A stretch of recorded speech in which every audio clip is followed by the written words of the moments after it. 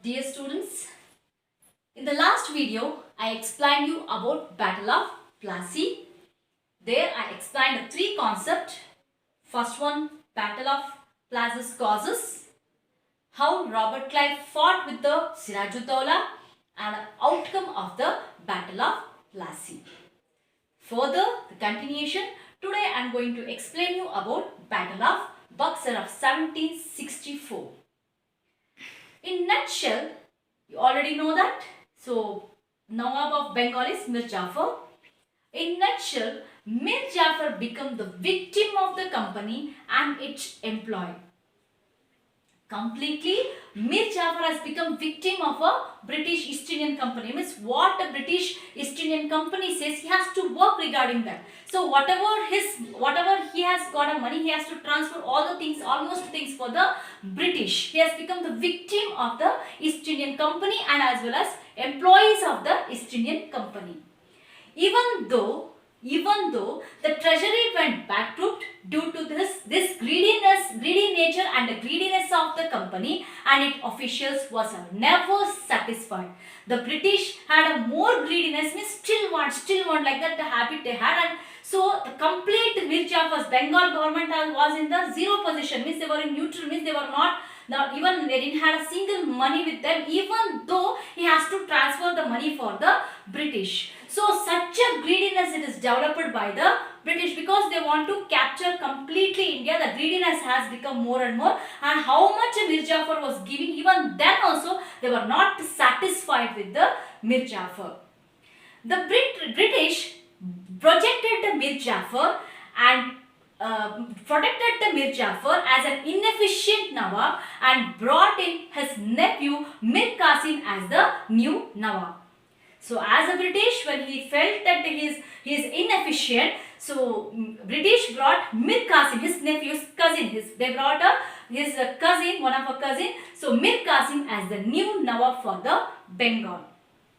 Mir Qasim was an efficient administrator. In the beginning, he was remained loyal to the company. So the Mir Qasim was very efficient. He was a very efficient administrator and he was a very loyal to the East Indian Company. He paid 2 lakhs pounds to the company and gave away a few places to them. Means Mir Qasim, when he got the position, he also gave, even Mir Jafar also gave some places for the British. And the same way, even Mir Qasim also gave some of the places, some of the provinces for them. And not only that, he had paid some money also for the British. Shortly after the few days, he declared himself as the independent king.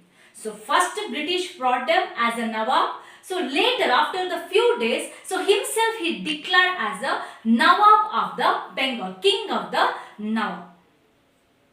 So when he became the Nawab, he started to verify the misuse of dastaks. So after he became the independent Nawab, he declared himself as the independent king. So after few days, when he started to verify the misuse of this dastak, so he come to know that the British are misusing the dastak. He declared duty free in the Bengal. Here duty free in the things here, children. You have to understand that. So anybody can trade in a Bengal. He made a duty free in a Bengal. Who made duty free in a Bengal? Mir Qasim has made duty free in the Bengal. Indian businessmen competed against the British in all space of the business. As a result, the British trade suffered considerably. So Indian businessmen have started to compete with the British. So British has to suffer so considerably. Means so when Indian businessmen started to compete, so of course what happens, before there was no competition with them, so later the Indians started to do the competition with them. It has become the biggest problem for the British. As usual, you know, children, this was enough for the British to oppose the Nawab. Oppose who here? Mir Qasim. This is the one small point was enough for the British to oppose the Nawab. They brought in Mir Jafar again and dethroned the Mir Qasim. So they brought Mir Jafar again. They brought a Mir Jafar again and they have thrown the Mir Qasim. So who threw the Mir Qasim? British through the Mir Qasim from the post of a Nawab. Again, whom they brought? Again, they brought a Mir Jafar for the position. Children, you can understand, you can observe the board here. So it's an easy way I am explaining for you. This one very simple way of explanation. So after next topic, I am going to explain you. This is very easy to understand the topic, Battle of Baxur. After Mir Qasim was dethroned by the British, so as he was knowing the cunningness mind of the British, so he was knowing that one, because when he will be opposite for the British, so he was knowing that something is going to be happen. So he went for the organize against the British. He made one organize against the British. So he was supported by the Indian merchants, also artisans. Some of the Indian merchants and also artisans was supported for the Mir Qasim. Why? Because he was trying to fight against the British. Mir Qasim entered into the agreement with the three main rulers. One is Shah Alam II.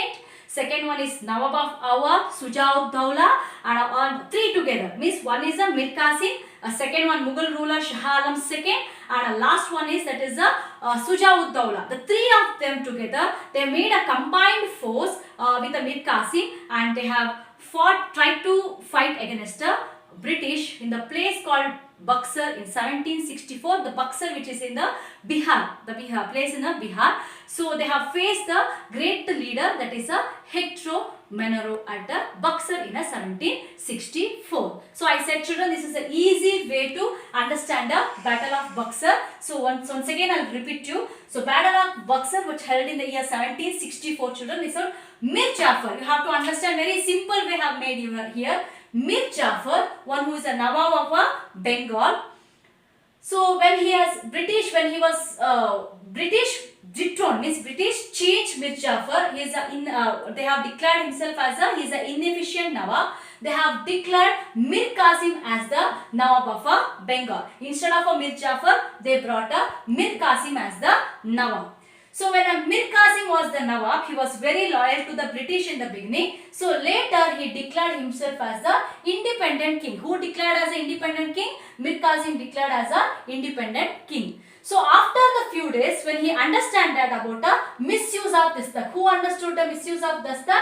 Mir Qasim understood the misuse of dastak, and he said duty free in the Bengal. Who said duty free in the Bengal? Mir Qasim said that duty free in the Bengal. So when he said that duty free in the Bengal, Indian businessman has started to compete with the British. As a result, so British has to suffer considerably. They have to suffer considerably. So when they have made, so because of that they have dethroned the Mir Qasim. Again they brought Mir Jafar for the position of Bengal. So later Mir Jafar become the Nawab of Bengal.